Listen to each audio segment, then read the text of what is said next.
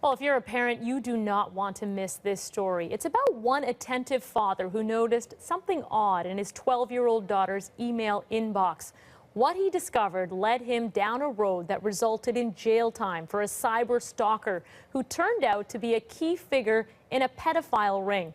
Well, we're joined now by that dad at the center of this story, who some are calling a hero, Cliff Ford. Cliff, thanks for being here. Thank you for having me. So walk us through what happened. What first set off your spidey senses, as you had called it? Right, so it was early January, and I was on my way home from work when I noticed an email come through.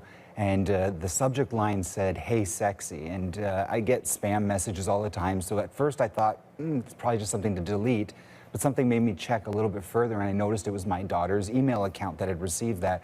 And so instantly I jumped in and put a stop to her email and her accounts, and told her that I'd be taking over the accounts because somebody was coming after her. And so I started a 3-day process in terms of talking with this gentleman as my 12-year-old daughter, to find out who this guy was, where he was from, trying to get as much information so that I could turn it over to the police and ensure that he got caught and stopped in his tracks.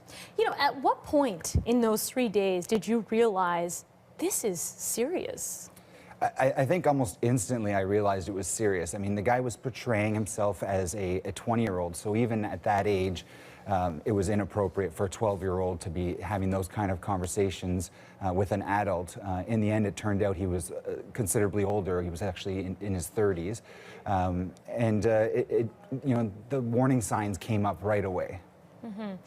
And you went public with your story. I was just telling you beforehand, I read your post on Facebook, and you said that you wanted to share parts of this with other parents. And I had mentioned to you, I was watching on the Fifth Estate last night, the Amanda Todd story, and it struck me how helpless her mother felt in that entire situation. And then I read your story, and I thought it was rather empowering. So what tips do you have for parents who are watching at home right now as to what they can do to try and keep their kids safe? Sure. It's basically 4 tips that my daughter and I are trying to share with as many people as possible. The first thing is to have software on your computer and on your tablets and your phones that blocks unwanted content. There's, you know, the one that we used in our household was called Net Nanny, but there's a number of software packages out there that protect and filter out the content that you don't want your kids to see. The second point is having their email addresses linked to your phone. That way, when you see a message come through, you can determine whether it's okay for them to see or if there should be some intervention. The third rule that we have in our household is if they're online, I have to have access to all their usernames and all their passwords so that if I need to at times, I can spot check to make sure that they're safe. And lastly, it's really about communication. Parents and their kids need to talk to each other in order to know what the boundaries are and to make sure that they're making healthy choices online. And if you had to pick one of those 4 tips as the most important, which one would it be? I think communication is the biggest thing because, you know, kids may not understand the dangers of what they're going through or what they're exposed to online, and really they need to have a 2-way communication between the parents and the kids so that they know what is safe, what is not safe, and how do I handle it if something happens. They can now go to their parents directly.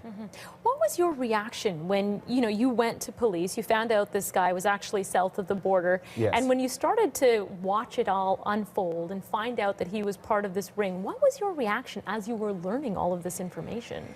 It blew me away. You know, when I first started this process, I was literally just trying to protect my daughter. Yes, that's correct, yeah. You know, I was just trying to protect my daughter. I had no idea that there would be other victims, you know, online victims or physical victims. All I was trying to do was look out for her. But certainly since then, to know that there's a number of kids that have been protected because of this, and also a number of parents are now having those important conversations with their kids, it means the world to us. And he was sentenced to, what, 22 years? Just short of 22 years, yes. Incredible. So, you know, your daughter is lucky to have you for a dad, and I'm sure she knows that. How is she doing after all of this? Because she had had some correspondence with him before you had tuned into that email. Yeah, so they had been talking for a couple of weeks before I even noticed the inappropriate communication come through.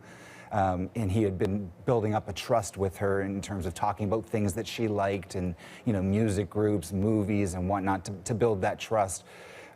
She's doing incredible. She's spreading the word to her friends. You know, our friendship circles in terms of the parents we know have been going out and spreading the word as well, so that as many parents out there can feel empowered to make the right decisions in watching their kids. Well, Cliff, I want to thank you so much for coming in and sharing your story.